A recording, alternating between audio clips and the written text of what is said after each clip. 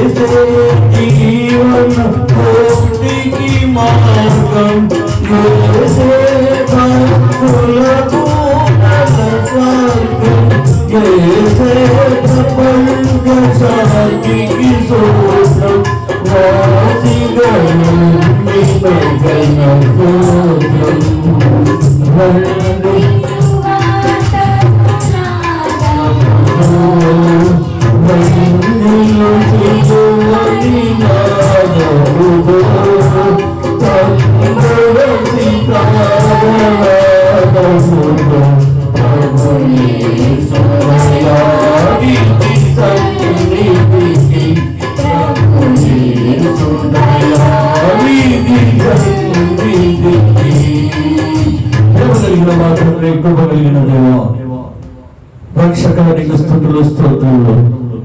తెలుగు తండ్రి, ఈ యొక్క రాత్రి కాలంలో బిడ్డలమైన మేము దశలోనికి రాసిన పత్రిక 2వ అధ్యాయం తండ్రి ధ్యానించబోతూ ఉంటున్నాం. తండ్రి, మా ధ్యాన అంశాన్ని ప్రభాని పాదసరి తీసుకొని వస్తుంటున్నారు. తండ్రి, నీ దాసులు మట్టివాడు చెత్త దుమ్ము ధూళి వంటివాడు. తండ్రి, నా నోటికి తోడుగా ఉండండి, నీ నోటికి పూరగా ఉంచుకోనండి. అలనాడు ప్రభా మోషేకు తోడైనటువంటి దేవ ఈ రాత్రి కాలంలో తోడుగా ఉండండి. స్పష్టంగా పలుకుటకు తండ్రి నాలుగును సరళం చేయండి. నీ కృపలను భద్రపరచండి. నీ ఆత్మచేతనం నింపండి. ఇంకా రావాల్సిన నీ బిడ్డలందరూ సకాలంలో వచ్చటకు సహాయం చేయండి.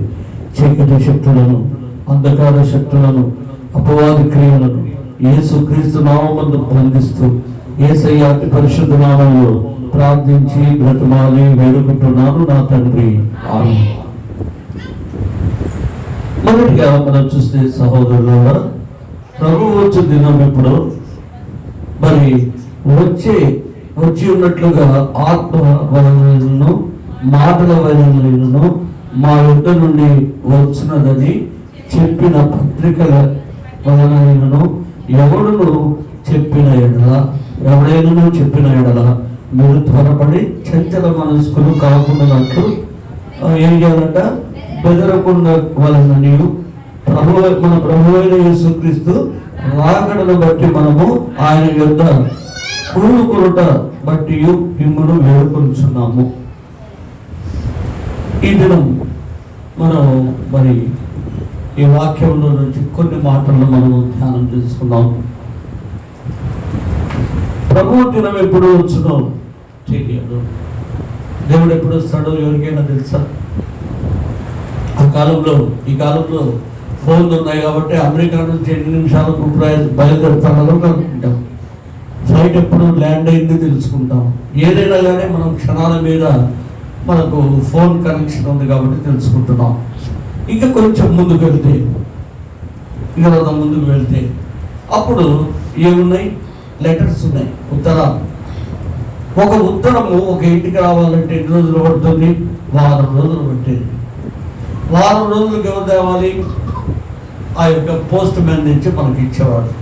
అంటే ఒక కార్యక్రమం లేదంటే ఒక విషయం మనకు తెలియాలంటే ఎంత సమయం పట్టేది? వారం రోజులు. ఇక టెలిగ్రామ్స్, ఇవి టెలిగ్రామ్ కొడితే ఏమయ్యేది? ఈ రోజు కొడితే సాయంత్రం లోపల లేకుంటే ఆ రోజు వెంటనే ఏ ఊర్లో అయితే మరి వ్యక్తి ఉంటాడో అక్కడికి వెళ్ళేది. అది ఎలా ఇంత పొడుగు బాగున్నారు, మీరు క్షేమంగా ఉన్నారు అవన్నీ లేదు. సీరియస్ అయితే సీరియస్ అని ఉంటుంది, హ్యాపీ అయితే హ్యాపీ అని ఉంటుంది. 4 అక్షరాలు ఉంటాయి.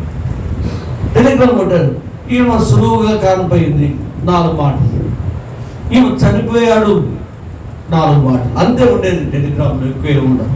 ఇది తీసుకుపోయినటువంటి మరి వ్యక్తి ఎవరు అంటే టెలిగ్రామ్ ఇచ్చేటువంటి వ్యక్తి. ఎందుకు టెలిగ్రామ్ ఇచ్చేటువంటి వ్యక్తి తీసుకుపోయి చదవాలంటే ఆ కాలంలో ఏం లేదు, పల్లెలో చదువులు ఉండేవి కావు. అది చదివి చెప్పి వెళ్ళేవారు. అంటే ఏది ఎప్పుడు జరిగేది లేదంటే జరగబోయేది మనకు తెలిసేది కాదు. అలాగే క్రీస్తు 2వ రాకడ మనకు నేటికి కూడా తెలియదు. శిష్యులు అడిగారు, ప్రభువా నీ 2వ రాకడ కలిగిన మరి పరిస్థితులు ఏంటో చెప్పు అంటే ప్రభు అంటున్నాడు, నాకు కానీ దూతలకు కానీ ఈ లోకంలో ఎవరికి కానీ ఇది తెలియదు. 2వ రాకడ ఎట్టుంటుందంట, తూర్పున మరి మెరుపు మెరిచి పరమట మరి కనపడినట్లుగా అంత ఫాస్ట్గా రాకడ వస్తుంది. 2వ రాకడ చాలా కన్ను మూసి కన్ను తెరిచే లోపల వస్తుంది. అదే మనం రాసింది.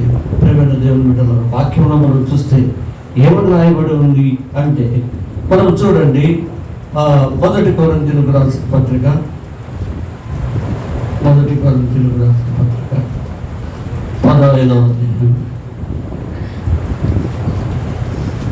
5వ వచనం, క్షమించండి 51వ వచనం. మీకు ఒక మర్మము తెలుపుచున్నాను, మనమందరం నిద్రించము గాని నిమిషంలో ఒక రెప్పపాటున కడపూర బ్రోగగాని మనమందరం మార్పు పొందుదాము. దూరం బ్రోగును, అప్పుడు మృతులు అక్షయులుగా లేపబడుదురు, మనము మార్పు పొందుదాము. క్షయమైన ఈ శరీరము అక్షయతను ధరించుకొనవలసి ఉన్నది, మర్త్యమైన ఈ శరీరము అమర్త్యమును ధరించుకొనవలసి ఉన్నది. ఈ క్షయమైనది అక్షయతను ధరించుకున్నప్పుడు, ఈ మర్త్యమైనది అమర్త్యమైనది ధరించుకున్నప్పుడు విజయమందు మరణము మురిగివేయబడెను అని రాయబడిన వాక్యం నెరవేరును. చాలు. జాగ్రత్తగా చూస్తే కడపూరం రోగగానే మనమందరము మార్పు. ఎలా కడపూరం రోగగానంటే ఒక్క కనురెప్ప పాపం ఇట్లా అనగానే కడపూరం రోగుతున్నాడు అంటే ఎంత ఫాస్ట్. అంటే దేవుని రాకడ ఎలా ఉంటుంది అంటే రెప్పపాటున అట్లా అనగానే ప్రభు వచ్చేస్తాడు. అందుకే ఈ భాగంలో మనం తిరిగి మనము దశలోనికి రాష్ట్ర పత్రికలకు వెళ్తే మనకి ఏం జరుగుతూ ఉంది సహోదరులారా, ప్రభు దినం ఎప్పుడు వచ్చున్నట్లుగా ఆత్మ వలనైనను మాటల వలనైనను మా యొద్ద నుండి వచ్చినదని చెప్పిన పత్రిక వలనైనను ఎవడైనా చెప్పినాడలా మీరు త్వరపడి సంచల మనసు గలవారు కాకుండా బెదరకుండా మన ప్రభు అయిన యేసుక్రీస్తు రాకడను బట్టి మనము ఆయన యొద్ద కూడుకున్నట్టు బట్టి మిమ్మల్ని వేడుకుంటున్నాం. ఇక్కడ భయపడవద్దు.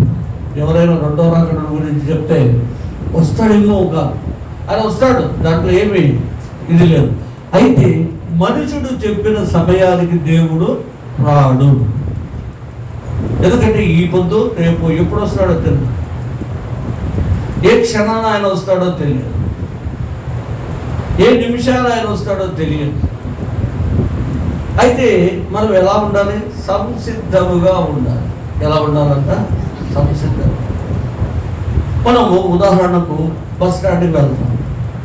బస్ స్టాండ్కి వెళ్ళి ఏం చేస్తామా? మనము బస్ కోసము వెయిట్ చేస్తామా? సంసిద్ధంగా ఉంటామా? సంసిద్ధంగా ఉంటాం. వెయిట్ చేయడంగా వెయిటింగ్ పక్కన పెట్టండి. బస్సు వస్తానే మనం మొట్టమొదటి ఏం చేస్తాము? కొన్ని బ్యాగు తీసుకొని పరిగెడతాం. బ్యాగ్ లేకుండా పోతామమ్మా. సంసిద్ధత, దాన్ని ఏమంటారు? సంసిద్ధత. నువ్వు వెళ్ళవలసినటువంటి చోటికి నీవు వెళ్ళగలిగే దానికి ప్రయత్నం చేయడాన్ని ఏమంటారు? సంసిద్ధత అంటారు. అందుకే ఈ భాగంలో మనం చూస్తే ఏమని రాయబడింది? మీరు త్వరపడి సంచల మనస్సులు కాకుండా వలననియు బెదరకుండా వలననియు మన ప్రభువైన యేసుక్రీస్తు రాకడను బట్టి మనము ఆయన యొద్ద కూడుకొనుటకు బట్టి మిమ్మల్ని వేడుకొనుచున్నాను. ఆయన రాకడ కొరకు, ఎవరు రాకడ కొరకమ్మా? ప్రభువు రాకడ కొరకు మనం సంసిద్ధంగా ఉండాలి. ఆయన వస్తే ఆయనతో కూడా మనము వెళ్ళాల్సినటువంటి వారిగా ఉంటున్నాం. 3వ వచనం చదవమ్మా. మొదట భ్రష్టత్వము సంభవించి నాశన పాత్రుడకు పాప పురుషుడు బయలుపడితే గాని ఆ దినము రాదు. ఇక్కడ భ్రష్టత్వము సంభవించి నాశన పాత్రుడకు పాప పురుషుడు బయలుపడితేనే గాని ఆ దినము రాదు. క్రింద ఏమనుంది చూడండి, నాశన పుత్రుడు. ప్రేమైన వాళ్ళారా, దేవుని రాకకు పూర్వం ఏం జరుగుతుంటుందంటే భ్రష్టత్వం ఉంటుంది. అంటే ఈ లోకమంతా కూడా సుఖశాంతులతో ఉన్నట్లుగా మనకు భ్రమ కలుగుతూ ఉంటుంది. దేవుని లెక్క చెయ్యం. మనుషులము మనమే గొప్పవారం అనుకునేటువంటి స్థాయిలో ఉంటాం. మనం ఏది కోరుకుంటే అది చేస్తూ ఉంటాం. ఎందుకంటే వాక్యంలో రాయబడి ఉంది, మనం అంట ఇళ్ళు కడుతూ ఉంటామంట, పెళ్లికి ఇస్తూ ఉంటామంట, తాగుతూ ఉంటామంట, తిరుగుతూ ఉంటామంట. జనము అది ఈ జగములో జనులు దిగులు లేనప్పుడు ఆయన ఎలా వస్తాడంట? దొంగ వలె. అందరూ ఇంకేం కాదు, హ్యాపీగా ఉన్నాం మేము, మాకేం ఇబ్బంది లేదు అని అనుకుంటున్నటువంటి సమయంలో దేవుడు వస్తాడు. అంటే ఈ నాశన పుత్రుడు చేస్తాం, మనం నాశనం వైపు తీసుకొని వెళ్తాం.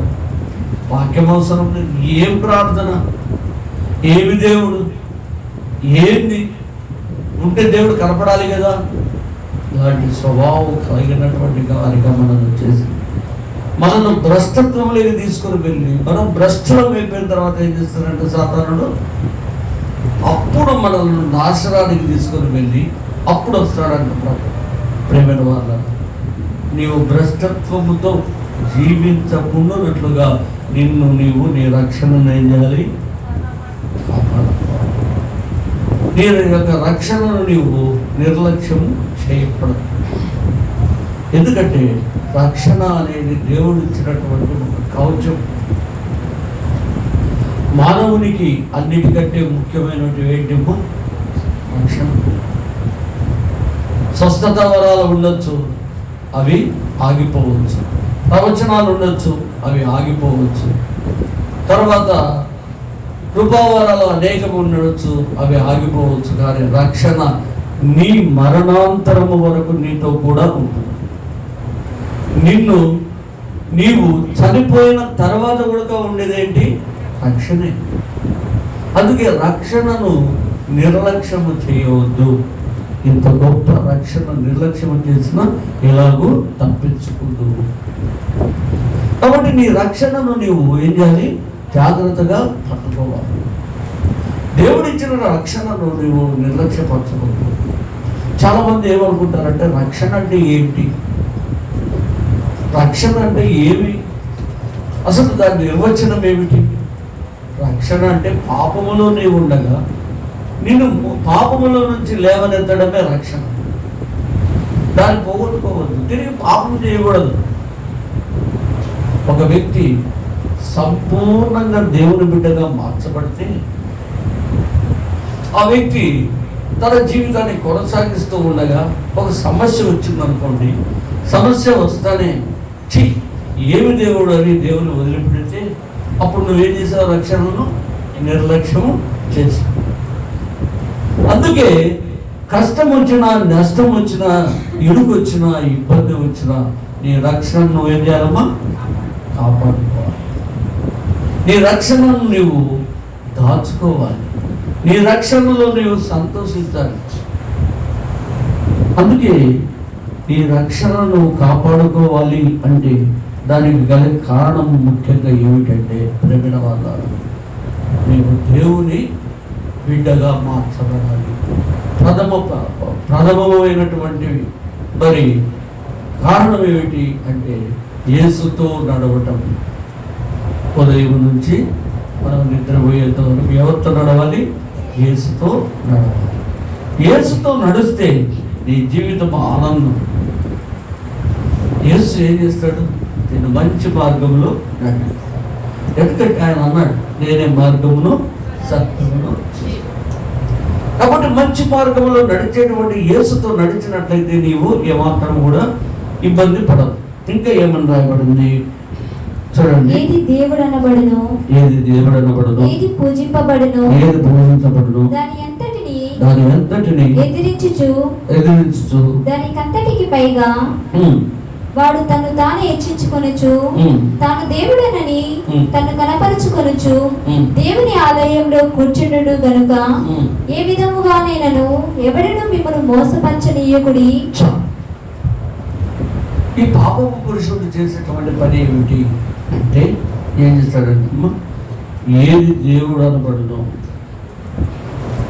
ఏది పూజింపబడును దాని అంతటిని ఎదిరించు దానికంతటి పైగా వాడు తను తానే హెచ్చించుకొనుచు తాను దేవుడనని తను కనపరుచుకొనుచు దేవుని ఆలయంలో కూర్చుండును గనుక ఏ విధముగానైనను ఎవడును మిమ్మల్ని మోసపుచ్చనీయకుడి అని రాయబడి. ఎక్కడుంటాడు సాధారణుడు? వేరే చోట ఉంటాడా? దేవుని ఆలయంలోనే ఉంటాడు. ప్రేమైన వాళ్ళరా, ఈనాడు మనం జాగ్రత్తగా గమనించినట్లయితే వాడు ఎక్కడో ఉన్నాడు, మన దగ్గరే ఉంటాడు. అందుకే ఏది దేవుడు అనబడునో, యేసుక్రీస్తు అనబడతాడో ఆయన దేవుడు అనబడు.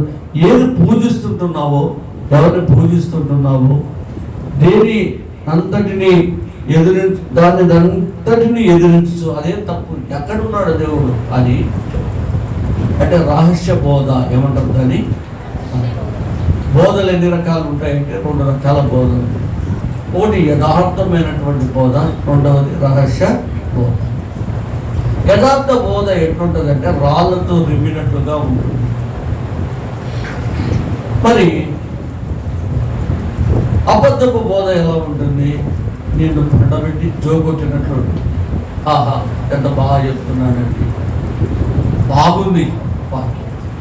ఎందుకంటే జోకులు వేయడం, పిట్టకథలు చెప్పడం, మధ్యలో మిమ్మల్ని నవ్వించడం, ఇవన్నీ చేస్తే ఎలా ఉంటుందమ్మా వాక్యము? అబ్బా ఎంత బాగా చెప్తాడండి అన్నగారు. నిన్ను నీ పాపమును చూపిస్తూ వాక్యం చెప్తే ఏమంటబ్బా, ఈయన వచ్చి నుంచి విమర్శే ఏం చేస్తాడు, విమర్శిస్తూ ఉంటాడు అని. మరి నువ్వు ఏది వినాలి? ఏ వాక్యం వినాలి? నిన్ను సరిచేసేటువంటి వాక్యాన్ని వినాలి. అందుకే ఈ భాగంలో ఏది దేవుడు అనబడును, ఏది పూజించబడును, దానిని అంతటిని ఎదిరించు, దానికంతటి పైగా వాడు తను తాను హెచ్చించుకుంటుంది. నేనే దేవుని, నేనే దేవుని, నేనే ప్రవక్తను, నేను ఎప్పుడు కూడా ఒకటి మనసులో ఉంచుకోనండి. ఏ వ్యక్తి అయినా నేను అనుకుంటూ ఉన్నాడంటే అతడు సాతానునికి సంబంధించిన వాడు. ఎవరికి సంబంధించిన వాడు? సాతానునికి సంబంధించిన. నేను అనుకుంటే నేను నువ్వు కాదు, నీకంటే పైవాడు ఉన్నాడు. ఎవరు? దేవుడు. ఆయన. అందుకే దేవుని చిత్తమైతే ఇది నెరవేర్చబడును గాక. దేవుని చిత్తమైతే నేను పక్కిరిపల్లెకు వస్తాను, దేవుని చిత్తమైతే నేను ఫలాని పని చేస్తాను అని నువ్వు చెప్పుకోగలిగితే ఏమవుతుందంటే వాక్యంలో ప్రేమైన వారులారా, దేవుని హెచ్చిస్తూ ఉన్నావు, నువ్వు తగ్గించబడుతున్నావు. తగ్గించబడిన వాళ్ళు హెచ్చించబడుదురు, హెచ్చించబడిన వారు నీవు ఎప్పుడైనా దేవుని కనపరచు. ఈ జీవితంలో ఎవరిని కనపరచాలి? దేవుడే కనపరచాలి. మనము ఏ పాటి వారం, ఎంతటి వారం? ఇప్పుడు ఉదాహరణకు నేను ఒక మాట చెప్తాను. ఇప్పుడు వాక్యం చెప్తున్నాను, మీ అందరి ఎదుటే ఉన్నాను, సజీవంగా ఉన్నాను, మీరందరూ నన్ను చూస్తూ ఉన్నారు. ఒకవేళ ప్రభువుకి ఇష్టమై నువ్వు రా అంటే నేనేమైపోతానమ్మా?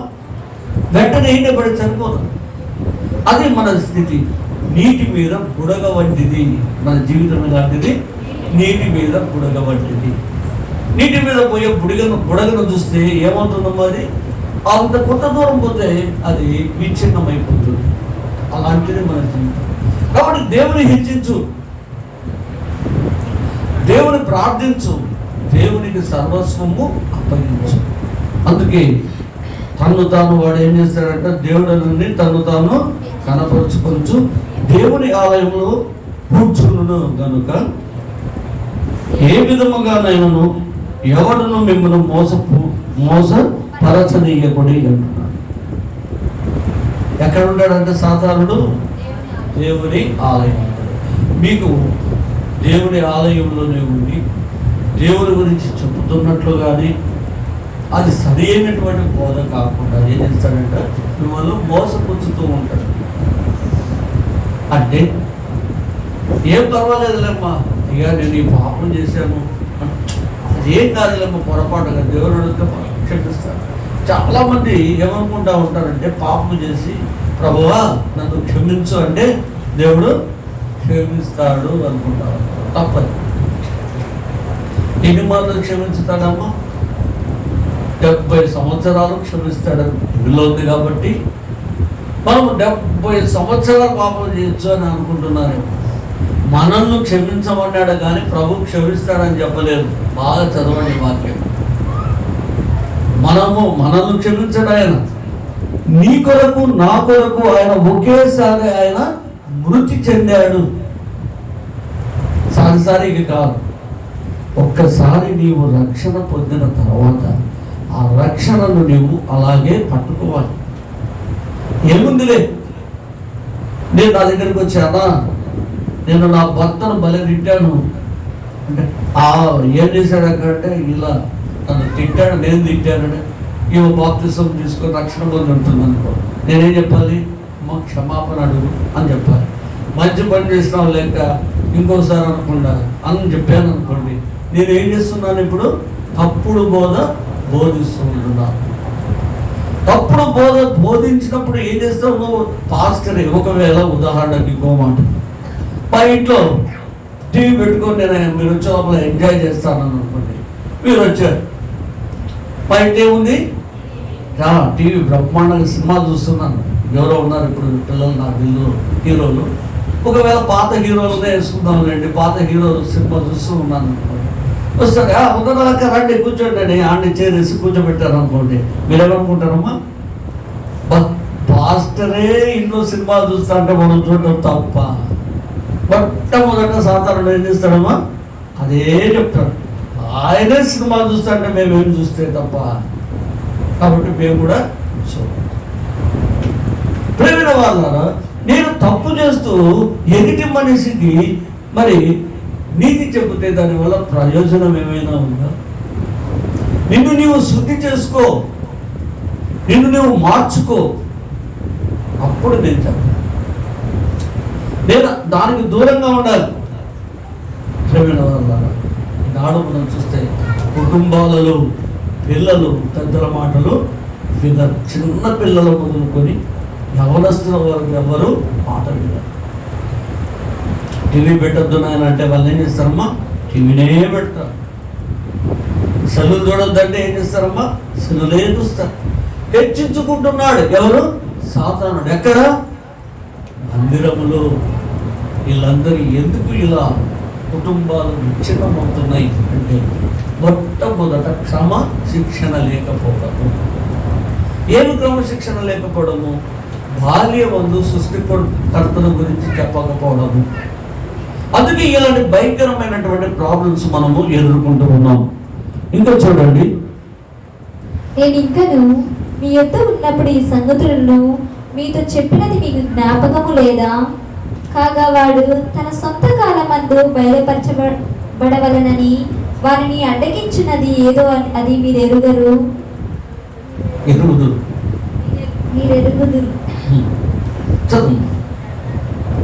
ధర్మ విరోధ సంబంధమైన మర్మము ఇప్పటికీ క్రియలు చేయుచున్నది గాని ఇది వరకు అడ్డగించుచున్నవాడు మధ్య నుండి తీసివేయబడు వరకు అడ్డగించును. అప్పుడు ఆ ధర్మ విరోధి బయలుపరచబడును. ప్రభువైన యేసు తన నోటి యూపిరి చేత వారిని సంహరించి తన అగమున ప్రకాశము చేత నాశనము చేయును. నశించుచున్న వారు తాము రక్షింపబడుటకై సత్య విషయమైన ప్రేమను అవలంబింపకపోయేది గనుక వాని రాక అబద్ధ విషయమైన సమస్త బలముతోనూ నానా విధములైన సూచక క్రియలతోనూ మహత్కార్యములతోనూ దుర్నీతి పుట్టించి సమస్త మోసముతోనూ నశించుచున్న వారిలో సాతాను కనపరచబడును అనుసరించి ఉండును. ఇక్కడ చూడండి, మొట్టమొదట ఒక్కొక్క మాటలు మనం చూద్దాం. మొట్టమొదటిగా చూస్తా కాగా వాడు తన సొంత కాలమందు బయలుపరచబడవలనని వారిని అడ్డగించినది ఏదో అది మీరెరుగుతున్నారు. ఎవరు అని చూస్తే కాగా వాడు తన సొంత కాలమందు బయలుపరచవలనని వానిని అడ్డగించినదేదో అది మీరెరుగుతారు. ఏంటి అంటే ధర్మ విరోధ సంబంధమైన మర్మం ఇప్పటికీ క్రియ చేయుచున్నది కానీ ఇది వరకు అడ్డగించుచున్న వాడు మధ్య నుండి తీసివేయబడు వరకే అడ్డగించును. అయితే ఏమంటారు చూడండి, అప్పుడు ధర్మ విరోధి బయలుపరచబడును. ప్రభువైన యేసు తన నోటి యూపిరి చేత వారిని సంహరించి వారిని తన ఆగమన ప్రకాశము చేత నాశనం చేయడం అని రాయబడింది. సాధారణుడు ధర్మ విరోధి, ధర్మమునకు విరోధంగా. ప్రేమిన వాళ్ళారా, మన జీవితంలో ధర్మము అంటే ఏమనుకుంటా ఏదో ఇవ్వడం అని కాదు. ధర్మం అంటే న్యాయంగా జీవించడం, ఎక్కడ అబద్ధము మోసము లేదు. మన వాస్తవంగా కోర్టులో ఉన్నటువంటి బొమ్మ ఏముంటుందమ్మా? ధర్మ దేవత అని అంటారు కదా. ధర్మదేవతకి ఏం చేస్తారమ్మా? ఎందుకు కడతారమ్మా? ధర్మము చెయ్యరు కాబట్టి, ఇక ధర్మం ఉండదు కాబట్టి ఆమెకు ఏం చేస్తారు? కళ్ళకు గద్దలు కట్టారు. ఎందుకంటే పొద్దున లేచిందా నుంచి లాయర్లు చెప్పేది ఏంటి? ఒక్కటి నిజం ఉండదు, అన్నీ అబద్ధాలు. వీడే చెప్తాడు, కథ వీడే వేస్తాడు, కథ వీడే చెప్తాడు. కాబట్టి ప్రేమైన వాళ్ళరా, నేను ఇది అడుగుతాను, నువ్వు ఇది చెప్పు అని అందరు ట్రైనింగ్ ఇచ్చి తీసుకుపోతారు. అందుకే ధర్మదేవతకి ఏం చేస్తారు? కథలు కడతారు, నువ్వు చూడొద్దులే. అందుకే ఈ భాగంలో మనం చూస్తే ఏమనుంది అంటే, ఈ ధర్మము చూడండి, ధర్మ విరోధ సంబంధమైన మర్మము ఇప్పటికే క్రియేట్ చేయుచున్నది, కానీ ఇది వరకు అడ్డగించుచున్నవాడు మధ్య నుండి తీసివేయబడుట వరకే అడ్డగించును. అప్పుడు ఆ ధర్మ విరోధి బయలుపరచబడును. అప్పుడు ఏమైందంటే, అప్పుడు ఆ ధర్మ విరోధి బయలుపరచ ప్రభు అయిన యేసు తన నోటి యూపిరి చేత వారిని సంహరించును, తన ఆగమన ప్రకాశము చేత నాశనం.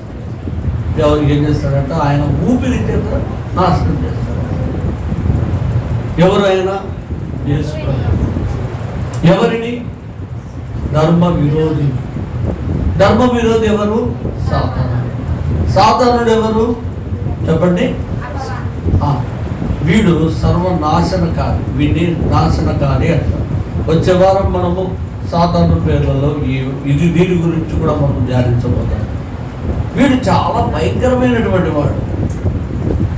వాస్తవంగా ప్రేమిన వారు, కొన్నిసార్లు సాధారణ ఏం చేస్తాడంటే, మనల్ని ఇబ్బందుల కొలిమిలోకి నెట్టి వేస్తూ ఉంటాడు. ఎందుకు అంటే, వాడు ధర్మం కలిగినటువంటి వాడు కాదు. ఇంకా ఏమని రాయబడింది? చదువు. నశించుచున్న వారు తాము రక్షింపబడుటకై సత్య విషయమైన ప్రేమను అవలింపకపోయి గనుక వారి రాక అబద్ధ విషయమైన సమస్త బలముతోనూ నానా విధములైన సూచక క్రియలతోనూ మహత్కార్యములతోనూ దుర్నీతిని పుట్టించు సమస్త మోసముతోనూ నశించిన వారిలో సాతాను కనబర్చు బలమును అనుసరించి ఉండును. ఇక్కడ నశించుచున్న వారు తాము రక్షించబడుటకై సత్య విషయమై ప్రేమ అవలంబింపక పోయి గనుక వాని రాక అబద్ధ విషయమై సమస్త బలములతోనూ నానా విధమైన సూచక్రియలతోనూ మహత్కార్యములతోనూ దుర్నీతితోనూ పుట్టించు సమస్త మోసముతోనూ నశించుచున్న వారితో సాతాను కనపరచు బలమును అనుసరించబడును అని రాయబడింది. ఇది ఏం చేస్తుందంట? ఒక్కొక్కటి మనం చూద్దాం. నశించు వారితో తాను రక్షింపబడుటకై సత్య విషయమై ప్రేమను అవలంబింపక పోయి కనుక ఏం చేస్తారంటే, వారి రాక అబద్ధ విషయమై సమస్త మహత్కార్యములు చేస్తారు. జాగ్రత్తగా వినండి. ఉదాహరణకు ఈడ మనకు అద్భుతాలు ఆశ్చర్యాలు ఏమి లేవు అనుకున్నాం. నేను ప్రార్థన చేస్తే మీకు తలనొప్పి కూడా పోదనుకున్నాం. ఎవరో వచ్చి చెప్పారు, ఆ గుడికి పోతే, ఏ గుడికి? ఆ చర్చికి పోతే ఊరికి అలా టచ్ అంటే ఏమైతే వీడు 60,000 పడతాడు అని చెప్పారు. ఎక్కడికి వస్తారమ్మా? నిజంగా చెప్పండి, ఎక్కడికి పోతారు? ఎవరైనా కానీ ఏం చేస్తామంటే, ఇప్పుడు నేనే ఉన్నాను అనుకోవచ్చు, మిమ్మల్ని అడిగితే మీరు మొహమాటంగా మన గుడికి అంటారు. నేనే చెప్పాను అనుకోండి, నేనే కాలు బాగా నొప్పిగా ఉంది అనుకోండి, నేను ఎక్కడికి పోతాను? బాగా కావాలనుకుంటారు. ఎవరైనా బాగా కావాలనుకుంటారు. వెంటనే ఆ గుడికి పరిగెత్తుకుంటూ పోతాం. అక్కడికి వెళ్ళిన తర్వాత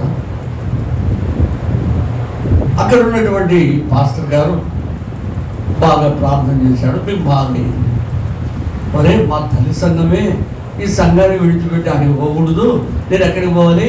మా సంఘానికి రావాలనుకుంటావా? దేవుడు ఆడ ఏం చేశాడు? అద్భుతం చేశాడండి. ఏం చెప్తాం? దేవుడు అక్కడ అద్భుతం చేశాడండి.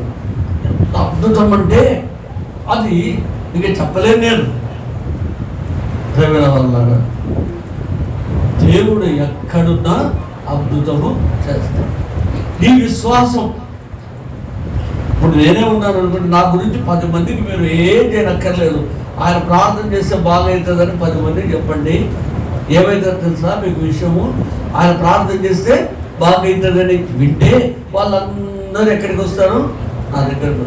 తప్పకుండా బాగవుతుంది. నీ విశ్వాసము నిన్ను స్వస్థపరచను. అది బేస్ అన్నమాట. కృపావరాలు లేవని నేను చెప్పను, కృపావరాలు ఉన్నాయి. అయితే కృపావరాలు ఎప్పుడు ఆపరేట్ అవుతాయి, ఎప్పుడు జరుగుతాయి అంటే దానికి కొన్ని కారణాలు ఉన్నాయి. ప్రేమలో దేవుని బిడ్డలారా, ఒక సంఘానికి నేను వెళ్ళేవాడిని, పేరు అడగొద్దండి. మరి ఆ సంఘానికి వెళ్ళేటప్పుడు నాకు కొంచెం హెల్త్ ప్రాబ్లంతో నేను ఆ సంఘానికి వెళ్ళేవాడిని. వెళ్తూ ఉండగా ఉన్నట్టుండి సంఘ కాపరికి బాగా లేకుండా పోయి. ఎవరికి బాగా లేకుంది? వీళ్ళు ఏమంటున్నారంటే, మరి ఇతనికి ఆ రోజు ఆదివారం అయితే కొంచెము మరి అన్ని కూడా హాస్పిటల్స్ అన్ని కూడా మధ్యాహ్నం నుంచి ఉండవు. దానికి తోడు ముఖ్యంగా రక్త పరీక్ష చేయాల్సినటువంటి అవసరం వచ్చింది. ఎవరిని అడిగినా, ఎక్కడికి వెళ్ళినా రక్త పరీక్ష చేసేవాళ్ళు దొరకలేదు. నేను అనుకుంటున్నాను, ఈయన ప్రార్థన చేస్తే నాకు బాగా అవుతుంది, ఈయన ప్రార్థన చేస్తే స్వస్థత వస్తుంది, ఈయనకు బాగా లేనప్పుడు ఈయన ఎందుకు ప్రార్థన చేసుకోకూడదు? అంతే కదా. నాకు బాగాలేదు అనుకోండి, నేనేం చేయాలి? ప్రార్థన చేసుకోవాలి. మరి ఈయన రక్త పరీక్ష అంటున్నాడు, డాక్టర్ అంటున్నాడు, ఏంటిది? ప్రేమైన దేవుని బిడ్డలారా, ఒక్క మాట నేను చెప్తుంటున్నాను, ఇతనిలో ఏమి లేదు? విశ్వాసము లేదు. ఏమి లేదు? విశ్వాసం లేదు. వాస్తవంగా నేను చెప్తున్నాను, విశ్వాసముగా నీవు అడిగి ఉంటే దేవుడు నిన్ను స్వస్థపరుస్తాడు. కాబట్టి ప్రేమైన వాళ్ళారా, నీ విశ్వాసము నిన్ను స్వస్థపరుస్తుంది. యేసు ప్రభు దగ్గరికి రక్తస్రావణ రోగం కలిగినటువంటి సహోదరుడు వచ్చింది. అన్నిగా ఉంటారండి జనం, చాలా మంది ఉంటున్నారు. ప్రభువు దగ్గరికి వెళ్ళేదానికి కూడా అవకాశం లేనటువంటి స్థితిలో ఏం చేసిందంటే, నేను వెనక నుంచి వెళ్ళి ఆయన వస్త్రపు చెంగు ముట్టుకుంటే చాలు అనుకుంది.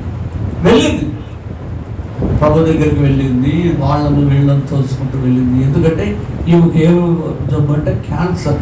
ఏంటమ్మా, మన కడప భాషలో మాట్లాడాలంటే దాన్ని ఏమంటారంటే ఎర్ర చీరలు అని అంటూ ఉంటారు. ఇది ధారగా వస్తూ ఉంటుంది, ఈ బ్లీడింగ్ ఆగదు. అలాంటి పరిస్థితిలో ఈమె వెళ్తే ఆమె దగ్గర ఎలాంటి వాసన వస్తుంది? నల్లి చంపినటువంటి వాసన వస్తుంది, భయంకరమైనటువంటి వాసన. ప్రభు దగ్గరికి వెళ్ళి ప్రభు దగ్గర ఏం చేస్తుంది? ఆ వస్త్రపు చెంగు ముట్టినప్పుడు ఆయన ఒక మాట అన్నాడు. ఏమన్నాడు చెప్పండి? ఏమన్నాడమ్మా? నా యొక్క మహిమ నాలో నుండి వెళ్ళిపోయింది. అంటే ఈయనలో ఏముంది? మహిమ ఉంది, అంటే కృపావరం ఉంది. అది ఏమైంది? ఈమె తాకిన వెంటనే ఒక ప్రభావం నాలో నుంచి వెడలిపోయి స్వస్థపరచింది. అది నిజం. అయితే ప్రభు అన్నాడు, ఆ శక్తి కలిగినటువంటి నాలో ఉన్నటువంటి ఆ శక్తిని లేకి ప్రవేశించడానికి ఏంటి కారణం అంటే నీ విశ్వాసం. ఏంటమ్మా? విశ్వాసం. అందుకే ఒక వ్యక్తి స్వస్థపరచబడాలంటే ముఖ్యమైనటువంటిది ఏంటి? విశ్వాసం. నేను అనుకున్నాను, ఆ వ్యక్తి ఎప్పుడైతే ఈ హాస్పిటల్ అమ్ముడే పరిగెత్తాలనుకున్నాడో ఇతరులు ఏమి లేదు? విశ్వాసము లేదు. ప్రేమైన వాళ్ళారా, అయితే నేను చాలా ఇప్పుడు మానుకున్నాను అనుకోండి, నాకు చాలా నోరు దురుసు. ఏది కూడా నేను నోట్లో ఏదో హృదయంలో పెట్టుకునేవాడిని కాదు. ఇప్పుడు చాలా దెబ్బలు తిన్న తర్వాత ఇప్పుడు కొంచెం కంట్రోల్ అయ్యాను. వెంటనే వెళ్ళి అడిగాను, నువ్వు ప్రార్థన చేస్తే అందరికి బాగా నువ్వు ఎందుకు ప్రార్థన చేసుకుంటే? ఆయన తెలివిగా ఏం చెప్పాడంటే, వైద్యుడా నిన్ను నీవు స్వస్థపరచుకో అని బైబిల్లో ఉంది. కాబట్టి నేను స్వస్థపరచుకునేదానికి నాకు ఆ శక్తి లేదు అన్నాడు. ప్రేమైన వాళ్ళారా, నీవు నిజముగా మోకరించినట్లయితే, నేను కన్నీరు విడిచినట్లయితే, నీ కష్టమును ప్రభువుకు చెప్పినట్లయితే దేవుడు ఏం చేస్తాడంటే, ప్రేమైన వాళ్ళారా, ఆయన ఏం చేస్తారో తెలుసా? నిన్ను స్వస్థపరిచేటువంటి వాడిగా ఉంటాడు. ప్రేమైన వాళ్ళారా, నా జీవితంలో నాకు ఒక ఉపద్రవకరమైనటువంటి భయంకరమైనటువంటి ఒక వ్యాధి వచ్చిందండి. అది ఏమిటి అంటే తల ఎప్పుడూ నొప్పి, ఈ వెనక భాగము భయంకరమైనటువంటి నొప్పి. డాక్టర్ల దగ్గరికి వెళ్ళి డాక్టర్ల దగ్గర చెక్ చేయించుకుంటే ఏమంటారు? ఏమీ లేదు. ఏం చెప్తారమ్మా? ఏమీ లేదు. తర్వాత మెడిసిన్స్ ఏ వాడినా కూడా ఏమాత్రము హైజన్ లేదు. నిద్రపోయే రోజు బాగుంటుంది, లేచిండాల నుంచి అంత ధనకిందులుగా గందరగోళంగా ఉండేది. అప్పుడు నేను ప్రార్థన చేసుకునేవారి, ప్రభువా నిన్ను నేను ప్రేమించాను, ఇది నేను ఇష్టపడ్డాను, ఈ నొప్పిని నేను భరించలేకపోతున్నాను, నాకు స్వస్థత అనుగ్రహించు. పెద్ద పెద్ద దైవజనుల దగ్గరికి వెళ్ళి ప్రార్థన చేయించుకున్నానండి. దినకరను తర్వాత ఇంకా మన లోకల్ కాన్స్టెంట్స్ ఎవరి దగ్గరికి వెళ్ళినా ఏం జరగదు, స్వస్థత జరగలేదు. ఒక దినం నేను ప్రార్థన చేసుకుంటున్నాను, ప్రభువా దయచేసి నువ్వు ముట్టి నన్ను స్వస్థపరిచినట్లయితే నేను నీ సేవ చేస్తాను, నీ సేవను బలంగా చేస్తాను. ఆ రోజు జనవరి 1, 1996 సంవత్సరం జనవరి 1 నేను చర్చి పోయి వచ్చాను. వాగ్దానం వచ్చింది, అగ్గైలో నుంచి వాగ్దానం తెచ్చుకున్నాను, పెట్టుకున్నాను, మోకరించి ఏడుస్తూ ఉన్నాను. ప్రభు భయంకరంగా నడుస్తూ ఉన్నాను. పండగని కూడా కాదు, ఎంత భయంకరంగా అంటే అంత భయంకరంగా నడుస్తూ ఉన్నాను, ఏడుస్తూ ఉన్నాను. నాకు మెడ్రాస్ నుంచి ఒక ఫోన్ వచ్చింది. ఒక సిస్టర్ నాకు ఫోన్ చేసి బ్రదర్ మీకోసం మేము ప్రార్థన చేస్తుంటున్నాం, నా ప్రార్థనతో మీరు ఏం చేయాలి, ఏకీభవించండి. మరి అప్పుడు అన్ని ల్యాండ్ ఫోన్లే ఉండేవి, సెల్ ఫోన్లు లేవండి. ఉండేవి కానీ మన స్తోమతకు అవి చాలా పెద్దవి. అలాంటి స్థితిలో నేను ఆ ల్యాండ్ ఫోన్ ఎత్తుకొని చెవులో పెట్టుకొని ఉంటే ఆమె ఒక ప్రవచనం చెప్తా ఉంది.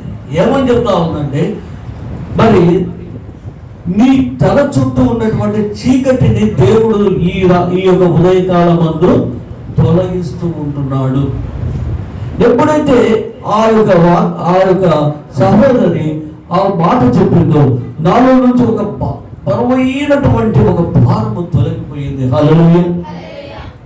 వెంటనే నాకు స్వస్థత వచ్చిందండి.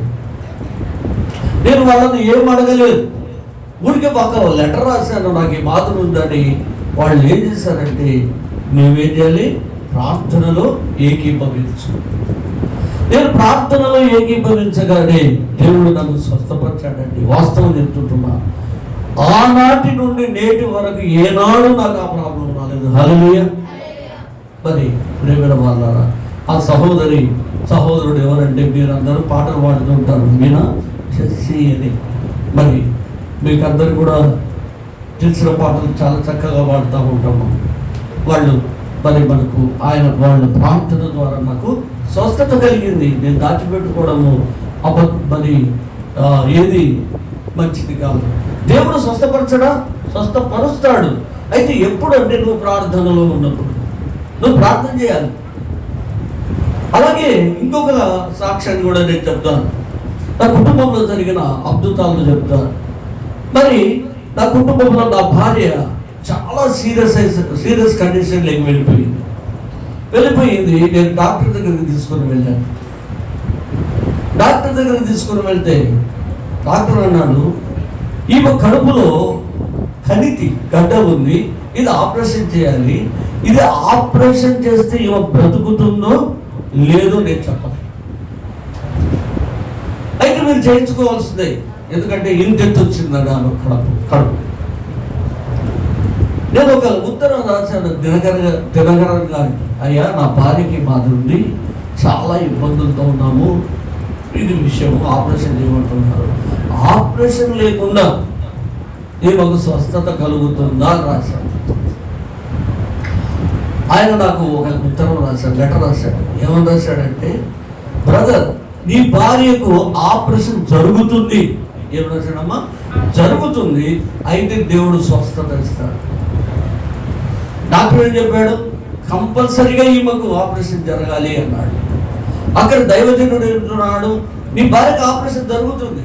నాకైతే భయం వేసింది, బాధపడ్డాను. ఇంకా అప్పుడు నేను పెద్దగా ప్రభువులో ఎదగలేదండి. ఏదో ప్రార్థన చేస్తే పోతుంది, ఈయన చాలా ఇట్లాంటి వాడు అలాంటి వాడు అంటాను, ఇదేంటి నా ఆపరేషన్ జరుగుతుంది అంటాడే అని కొంచెం బాధపడ్డాను. అయితే ప్రేమైన దేవుని బిడ్డలారా, ఉత్తరం వచ్చింది. మరుసటి రోజు నేను ఆపరేషన్ కావాలని ప్రిపేర్ చేసి, మెంటల్గా ప్రిపేర్ చేసి తీసుకొని వెళ్ళాను. తీసుకొని వెళ్తే ప్రేమైన వాళ్ళారా, అక్కడ ఏం జరిగింది? ఆపరేషన్ జరిగింది. ఆపరేషన్ సక్సెస్ అయింది. గడ్డ తీసేశారు. చాలా బాగా మరి మామూలుగా తయారైంది. ఆ తర్వాత పాప పుట్టిందండి. ప్రేమైన గర్భసంచి మీద ఉన్నటువంటి గడ్డ తొలగించిన తర్వాత దేవుడు ఏం చేశాడు? అద్భుతంగా బిడ్డనిచ్చాడు. హల్లెలూయా. మరి దేవుడు స్వస్థపరచడా? స్వస్థపరుస్తాడు. అయితే నీకేముండాలి? విశ్వాసం ఉండాలి. విశ్వాసము లేకుండా నీవు దేవుని దగ్గర స్వస్థత ఎంత మాత్రము పొందగలేవు. నా జీవితంలో నేను చూశాను, మరి నా భార్య జీవితంలో నేను చూశాను. ప్రేమిన వాళ్ళ ఆయన చేయగలడు, చేస్తాడు. అయితే నీలో ఏముండాలి? విశ్వాసం ఉండాలి. విశ్వాసము లేకుండా స్వస్థత ఏనాడు కలగదు. మహత్కార్యములు ఎప్పుడు నువ్వు చూడలేవు. ఇంకా ఏమనుంది? దుర్నీతిని పుట్టించు సమస్త మోసముతోను నశించుతున్న వారితో సాతాను కనపరచు బలమును అనుసరించు ఉండకను. ఇందుచేత సత్యము చదవ. ఇందుచేత సత్యమును నమ్మక దుర్నీతి యందు అభిలాష గల వారందరూ శిక్షావిధి పొందుటకై అబద్ధమును నమ్మునట్లు మోసము చేయు శక్తిని దేవుడు వారికి పంపుచున్నాడు. ఏంటంట? అబద్ధము నమ్మునట్లు మోసం చేయు శక్తిని దేవుడు వారికి పంపుచున్నాడు. అబద్ధాలను నమ్మడం ఎప్పుడు కూడా ఒక వ్యక్తి చెప్పిన దానిని వెంటనే నమ్మవద్దు. సాధారణ అబద్ధాలు చెప్పిస్తూ ఉంటారు. ఎప్పుడు ఒకటి జ్ఞాపకం పెట్టుకోండి, దేవునికి అసాధ్యమైంది ఈ లోకంలో ఏది లేదు. దేవునికి అసాధ్యమైంది ఉంది అనుకుంటున్నావు అంటే నువ్వు మోసపోతూ ఉంటున్నావు. నీకు విద్య కావాలన్నా ఎవరిని అడగాలి? దేవుడు. నీకు ఆరోగ్యం కావాలన్నా ఎవరిని అడగాలి? దేవుడు. నీకు మంచి భార్య కావాలనుకున్నావా? అడుగు దేవుడు. నీకు మంచి కుటుంబం కావాలనుకుంటున్నావా? అడుగు దేవుడిని. నీ పిల్లలు బాగుండాలన్నా అడుగు దేవుడిని. నీకు ఆర్థికమైనటువంటి ఆశీర్వాదం కావాలన్నా ఎవరిని అడగాలి? దేవుడు. అన్నీ ఆయన మీద ఆధారపడు. పొద్దున వేసి పడుకునేంత వరకు ఆయననే. ఆయన ఏం చేస్తాడో తెలుసా అండి?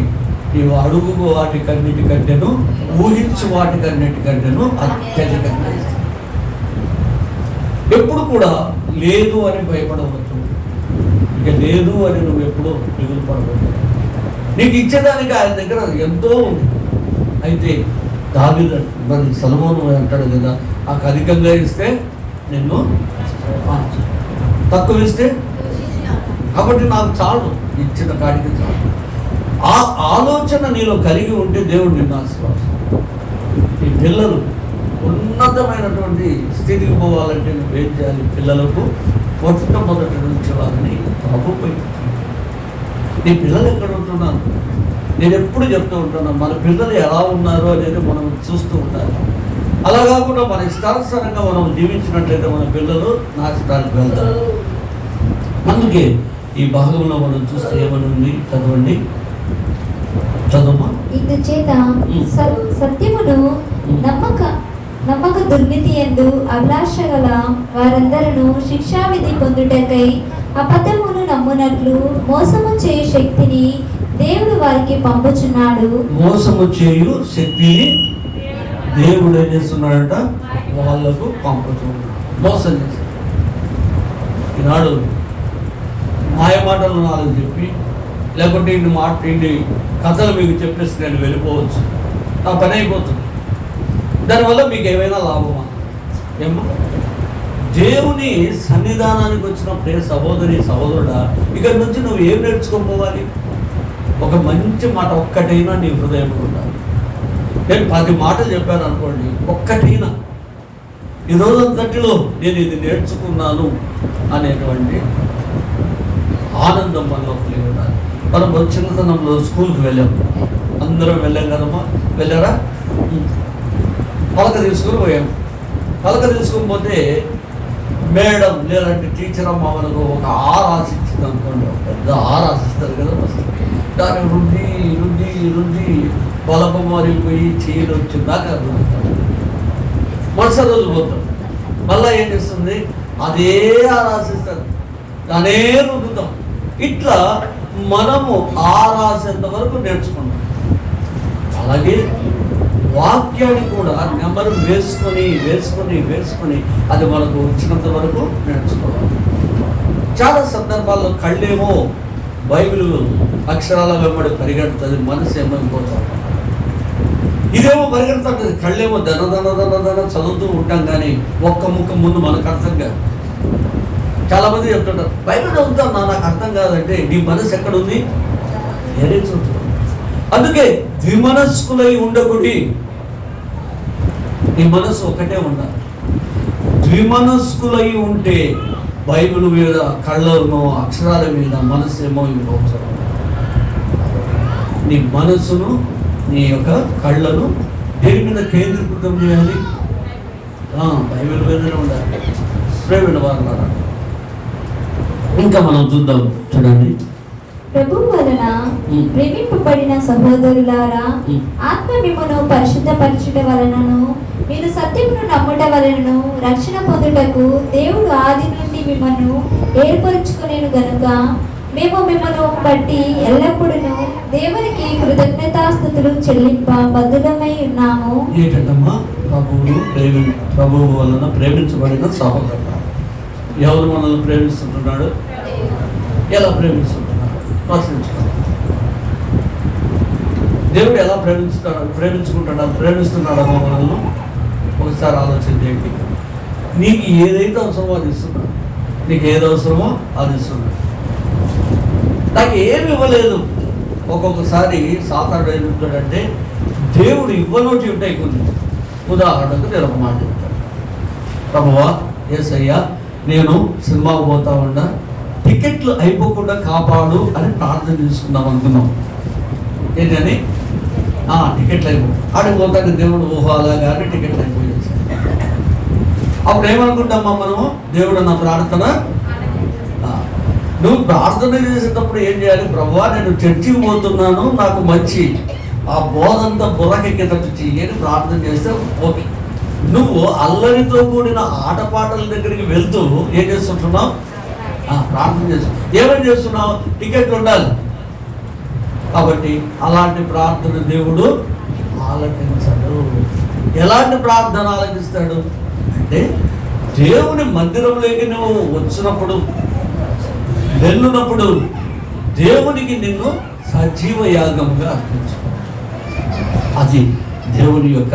అందుకే ప్రభువు వలన ప్రేమించబడిన సహోదరులారా, ఆత్మ మిమ్మల్ని పరిశుద్ధపరచటం వలన ఏం చేస్తారంటే ఆత్మ నన్ను పరిశుద్ధపరుస్తుంది. ఇంకా మీరు సత్యము నమ్మటం వలనను. ఏం నమ్మాలి మనము, ఎవరు సత్యము, యేసయ్య. రక్షణ పొందుటకును, ఇంతవరకు రక్షణ గురించి ఇంకా దేవుని ఆది నుండి మిమ్మల్ని ఏర్పరచుకొని కనుక. ఎప్పటి నుంచి ఏర్పరచుకున్నాడంట, మీరు ఎప్పటి వాళ్ళు. నువ్వు ఎప్పుడు పుట్టావంటే నేను మొన్ననే అంటే 2000లో పుట్టాను అంటాం. మనం 2000లో పుట్టింది అవాస్తవం. భూమి సృజించక మునిపే మనం ఉన్నాం. హల్లెలూయా. ఆది నుండి, ఎప్పటి నుంచి, ఆది నుండి ఉన్నాం. మనం వచ్చింది కాబట్టి వచ్చాం. దేవుడు నిన్ను నన్ను నిర్మించి పెట్టుకొని ఉన్నాడు అక్కడ. అందుకే ఒక్కొక్కరిని పంపుతున్నాం. ఇక్కడికి మనం ఎందుకు వచ్చామా, స్కూల్కి ఎందుకు పోతామా, నేర్చుకొని ఏం చేస్తాం మనము, ఆ నేర్చుకున్న దానిని దేవుని వలన పొందుకుని ఉంటాం. అందుకే ప్రేమైన దేవుని బిడ్డలారా, దేవుని వాక్యం ఏం చెప్తా ఉందంటే, నువ్వైనా నేనైనా మనమైనా ఏంటంట, ఈ లోకంలో దేవుని బిడ్డగా ఉండాలంటే మనకు ఒక దేవుని యొక్క కృప ఇచ్చి ఉంటాడు. ఆ కృప ద్వారా మనం జీవిస్తూ ఉంటాం. అందుకే ఈ భాగంలో చూస్తే ప్రేమైన వారు దేవుని రాయుడు ఏర్పరచుకొని కనుక మేము మిమ్మల్ని బట్టి ఎల్లప్పుడూ దేవునికి కృతజ్ఞతాస్తుతులు చెల్లింపబద్ధులమై ఉన్నాం. దేవుడు మిమ్మల్ని ఏం చేస్తుంటున్నాడు? ప్రభు ప్రేమిస్తున్నాడు కాబట్టి మేము ఆయన కృతజ్ఞతలు చెల్లిస్తున్నాం. నిజంగా ఇక్కడ ఉన్నటువంటి మీరు అందరూ ఒకసారి ఆలోచించుకోండి, దేవుడు ప్రేమిస్తున్నాడా లేదమ్మా? ఎలా ప్రేమిస్తున్నాడు? చెప్పండి. ఎలా?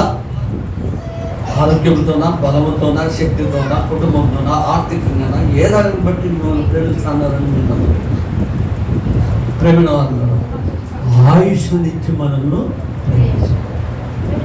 అన్నిటికంటే ముఖ్యమైనటువంటి ఏంటి? మనకు ఆయుష్ ద్వారా మనము ఆయన బిడ్డలుగా ఉంటున్నాం. ఉదయం లేస్తాం కదమ్మా, ఉదయం లేస్తే అందరం ప్రార్థన చేసుకుంటాం. ఎంతో అంతో కొంత గంట చేయకుండా, అర్ధగంట చేయకుండా 5 నిమిషాలు అన్నా కానీ ప్రభులే లాస్ట్ ప్రభా అని అన్నా అనుకుంటాం.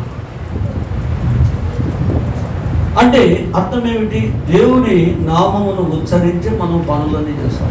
ఆ ఒక్క మాట కోసం దేవుడు ఏం చేస్తున్నాడని నేను కాపాడుతాను. ఆ ఒక్క క్షణము కోసం ఆయన సంతోషపడుతున్నాడు. నా బిడ్డ నా సొత్తు అంటున్నాడు, నా రక్తం నుంచి కొన్న బిడ్డ అనుకుంటున్నాడు. నువ్వు నిజంగా ప్రేమైన వాళ్ళ ఎప్పుడు నాకు ఒక మాట జ్ఞాపకం వస్తుంటుంది. మనం మామూలుగా ఎన్ని గంటలు లేస్తామా? ఏమా 5కు లేస్తారా? 5కు లేసే వాళ్ళు చేతులు ఎత్తండి. 1, 2, 3 వీళ్ళు వాళ్ళు 6కు లేసేవాళ్ళు ఎంతమంది? 7కు లేసేవాళ్ళు ఎంతమంది? 8కి లేసేవాళ్ళు ఎంతమంది?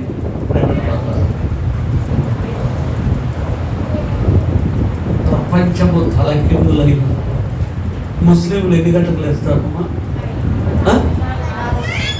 5 గంటల లేచి నమాజ్ చదువుతారు. 5కు నువ్వేమన్నా తెలుసు? వారికంటే ఒక గంట ముందు మనం లేయాలి. ఏం చేయాలి? వారికంటే ముందు లేచి ప్రార్థన చేయాలి. అప్పుడు నువ్వు ఆశీర్వాదించబడతావు. నేను అనుకుంటాను నీకంటే నేను ముందుండాలి. అన్నిటిలో అలాగే అనుకుంటాం కదా. వారికంటే నేను ఫస్ట్ ఉండాలి, వారికంటే నేను ఎక్కువ సంపాదించాలి, వారికంటే నేను అనుకుంటున్నావే. ఇంటికి వచ్చినాక వారికంటే వెనక నేను అనుకుంటాను. చెప్పండి, వారికంటే ముందుండు. పొద్దున లేచి ప్రార్థన చేసి కావాలంటే మళ్ళీ పట్టుకో, అది వేరే విషయం. వారికంటే ముందుగా నువ్వు ప్రార్థన చేయాలి. ఆయనకు నీ హృదయాన్ని అర్పించాలి. అయ్యా నేను సెల్లు చూసుకోవడమే 12, 12:30, 1 గంట అవుతుంది, మళ్ళీ 4 గంటలకు నేను ఎప్పుడు లేయాలి? అదే కదమ్మా. నేను 4 గంటలు. ఓసారి ఏం జరిగిందంటే ప్రేమిన వల్ల నేను బాగా ఏం చేశానంటే రాత్రంతా కూడా కలిసి చూసి నిద్రపోలేదు. చల్లారిన తర్వాత అంటే నేను చెడ్డ చూడలేదు, మంచిగా చూశాను, వాక్యమే విన్నాను, అంత బాగుంది, నిద్రపోలేదు, మర్చిపోయాను. పొద్దున్న ఎక్కడికి వెళ్ళాలి? నేను ఉద్యోగానికి వెళ్ళాలి. ఉద్యోగానికి వెళ్ళాలంటే ఏం చేయాలి? నేను బస్సు ఎక్కాలి. బస్సు ఎక్కితే ఏం చేయాలి? మామూలుగా ప్రార్థన చేసుకుంటూ పోతాను. మామూలుగా వీళ్ళతో వాళ్ళతో మాట్లాడు. అలాగే ప్రార్థన చేసుకుంటే నిద్రపోయాను. ఏం చేశానమ్మా? నిద్రపోయాను. రాయచోటి దాటిపోయిన తర్వాత గుర్తుకొచ్చింది. ఏమైంది? మెలకువ వచ్చింది. ఎందుకంటే కళ్ళు తిరిగి చూస్తే రాయచోటి కొండలు గుట్టలు అన్నీ దాటిపోయాయి. వేరేటి కనిపిస్తున్నాయి. ఏంటి బస్సు ఏమన్నా నిద్రలో నేను వేరేది ఎక్కానా అని వెళ్ళి ఆయనతో అడిగాను, ఏమయ్యా ఎక్కడికి పోతా అందుకు బస్సు అంటే, నువ్వు ఎక్కడ దిగాలంటే రాయచోటి పోయి చాలాసేపు అయింది బాబు, పడుకొని నిద్రపోయావు నువ్వు, టికెట్ కొడతా నెక్స్ట్ స్టేజ్లో దిగాని. మళ్ళీ టికెట్ కొట్టాడు. సరే వెళ్ళాను, దిగిన తర్వాత ఆడ నుంచి రాయచోటికి బస్సులు వచ్చేదానికి మధ్యాహ్నం 1 గంట అయింది. అంటే నేను చేసిన పని ఏమిటి? వెలుగుగా లేకుండా పోయిన దానికి దేవుడు నాకు పనిష్మెంట్ ఇచ్చాడు. అంటే నేను అనడం దేవుని వాక్యమే చూశాను కదా, దేవుడు నాకు ఎందుకు చేయాలి అని మూర్ఖంగా అనేదానికి లేదు. నీవు ఏది ఎప్పుడు ఎలా చేయాలనో అలాగే చేయాలి. దేవుని చిత్తానికి వ్యతిరేకంగా చేయకూడదు. కాబట్టి దేవుడు జాగ్రత్తగా ఉండాలి. దేవుని బిడ్డలు అన్నిటిలోనూ ఎలా ఉండాలి? మితముగా ఉండాలి. తిండిలో ప్రార్థనలు అన్నిటిలో ఎలా ఉండాలి? మనము మితముగా ఉండాలి. తిండి కూడా మనము దేవుని బిడ్డలకు అదే చెప్తున్నాను, నీ తిండి ఎలా ఉండాలి? మినిమంగా ఉండాలి. అబ్బా నేను వీళ్ళు ఇంటికి పోతే మాంసం బాగా పెడతారని బాగా తిన్నారు అనుకోండి, పాత్ర అంతా ఏం చేయాలి? జాగారం చేయాలి. కాబట్టి మితముగా ఎలా తినాలా? మితం. ఇంట్లో కంటే తక్కువ తినాలి. బా ఇది ఇంతే తిన్నాడు అనుకోవాలి కదా. తక్కువ తినకూడదు, ఎక్కువ తినకూడదు. వాక్యంలో రాయబడింది. మరి దేవుని పిల్లలు కానీ వాళ్ళు ఏం చేస్తారంట? ఆకలి సుఖం, ఆకలితో చస్తారు అని రాయబడింది. నేను మన భాషలో చెప్తున్నాను, బైబిల్ భాష చెప్పడం లేదు. ఎందుకంటే దేవుని బిడ్డలు మితముగా తినాలి, మితముగా జీవించాలి, మితముగా మాట్లాడాలి. మితము మితము మితము. కాబట్టి ప్రేమల వాళ్ళ అలా జీవించాలని వాక్యం. ఇంకా ఏమని రాయబడింది? మీరు ఇలాగున రక్షింపబడి మన ప్రభువైన యేసుక్రీస్తు యొక్క మహిమను పొందవలనని ఆయన మా సువార్త వలన మిమ్మల్ని పిలిచెను. ఎలా పిలిచాడంటే, మీరు ఇలాగ రక్షించబడవాలని మన ప్రభువైన యేసుక్రీస్తు యొక్క మహిమను పొందవలనని ఆయన మా సువార్త వలన మిమ్మల్ని పిలిచాడు. ఎలా పిలిచాడంట? సువార్త అనేది మనకు బైబిల్లో కనపడేటువంటి ముఖ్యమైనటువంటిది ఏంటి? సువార్త ఒకటి, రక్షణ ఒకటి, విశ్వాసం ఒకటి కదా. ఇవన్నీ క్రైస్తవులకు సంబంధించిన పదాలు. వేరే పుస్తకాలలో కనపడవి. ఎక్కడికైనా కనపరుస్తాయమ్మా? ఏ గ్రంథాలలో ఉన్న సువార్తను ఉంటుందా? ఎందుకంటే ప్రేమైన వాళ్ళారా, నీవు రక్షించబడాలంటే, మన ప్రభు అయిన యేసుక్రీస్తు యొక్క మహిమను పొందవాలనంటే ఆయన సువార్త వింటే చాలు. రోజు బైబిల్ చదివేటువంటి వారికి ఉన్నటువంటి శక్తి ఏంటో తెలుసా? చెప్పండి. వారు ఉజ్జీవంతో ఉంటారు. రోజు బైబిల్ ఎవరెవరు చదువుతున్నారమ్మా? చేతులు ఎత్తారా? రోజు హల్లెలూయా. రోజు మార్చి రోజైనా చదివేవాడిని చేతులు ఎత్తాడు. దయచేసి సహోదరి సహోదరుడా, రోజు చదవండి. ఏమ్మా చదవమ్మా. ఎందుకు చదవాలి అంటే, మనకు ఎంతో సమయం ఉంది కదా. నీకేమయ్యా రిటైర్డ్ అయ్యి బాగా పెన్షన్ వస్తుంది, కూర్చొని ఇంట్లో కూర్చొని బైబిల్ చదవాలి, ఇంకేం చేస్తాము అని ఆలోచన. నేను ఏం చేసేవాడంటే, ప్రేమల వాళ్ళు బస్సులో వెళ్ళేటప్పుడు కానీ, చర్చ్ మరి కడపలో ఉద్యోగం చేసేటప్పుడు బైబిల్ నాతో కూడా ఉండేది. బైబిల్ నాతో కూడా ఉండేది. సెల్లుల్లో ఉందనుకోండి, అది వేరే విషయం. బైబిల్ తీసుకుపోయేవాడు. మరి బైబిల్ తీసుకుపోయి నా యొక్క మరి టేబుల్లో దాచిపెట్టుకునేవాడు. సమయము దొరికినప్పుడు ఇతరులతో మాట్లాడకుండా బైబిల్ చదివేవాడు, నోట్ చేసుకున్నాను. నేను చెప్పే మెసేజ్లన్నీ నేను ఎక్కడ కాపీలు కొట్టేవాడిగా ఏం చేసేవాడిని? చదివేవాడిని. ఎందుకంటే ప్రేమైన వాళ్ళారా, వాక్యం చదువు. నువ్వు వాక్యాన్ని మనసులో ఉంచుకో. ఆ వాక్యం నీకు మాట్లాడుతుంది. కాబట్టి ప్రేమైన వాళ్ళారా, బైబిల్ చదువు.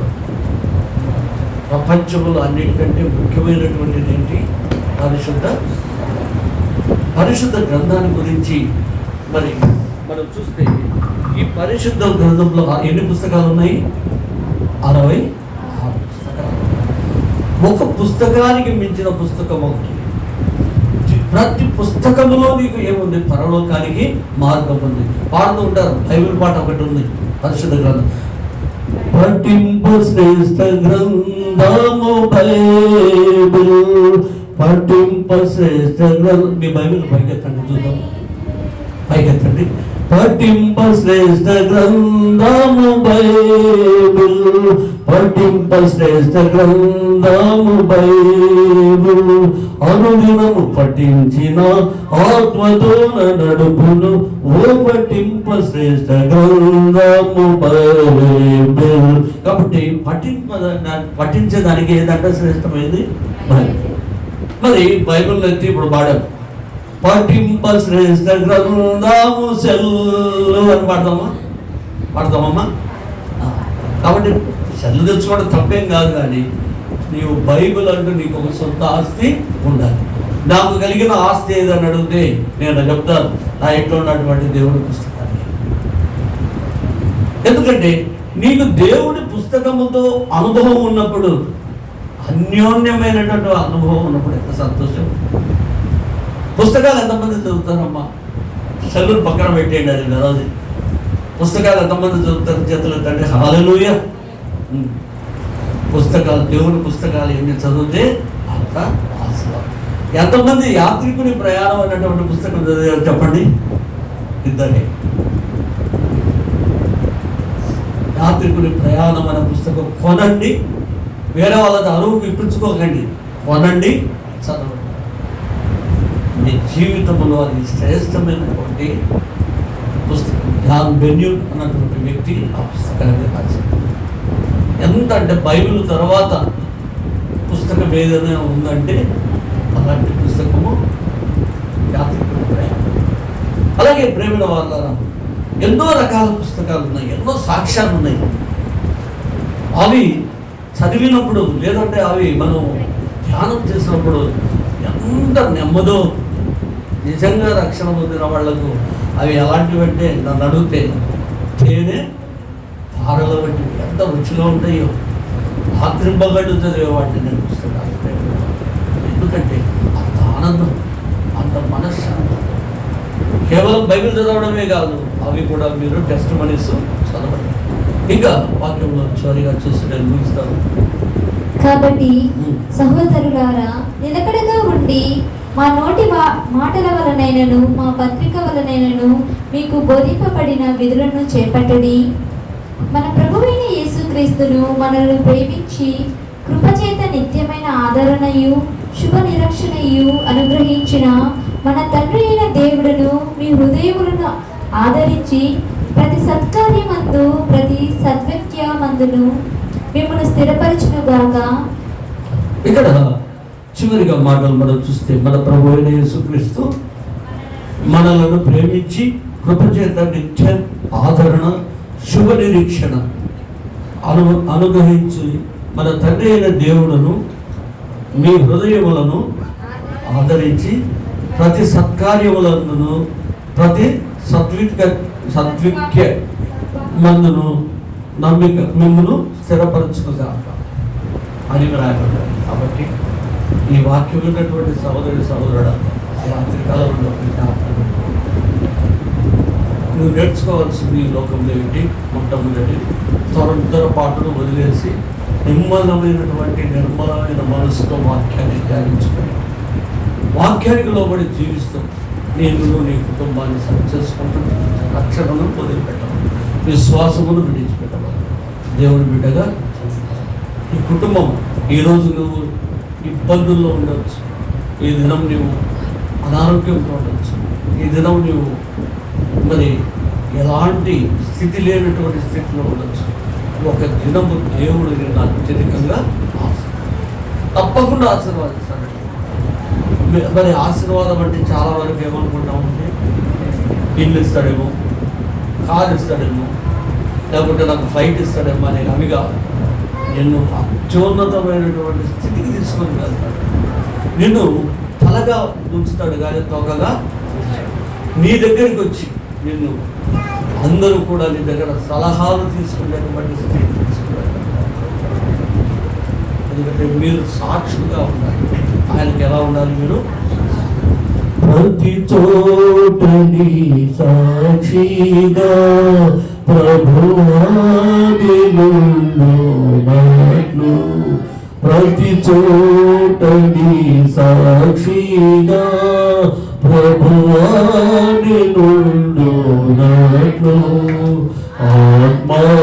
ఆత్మాభిషేకం నిన్ను ఆత్మీయ రూపండ ఆత్మాభిషేకం నిన్ను ఆత్మీయ రూపండ ప్రియ యేసుని మిల్చితివి ప్రియమాన హృదయం ముఖమారవసి సోనా హృదయాంతరంగమున.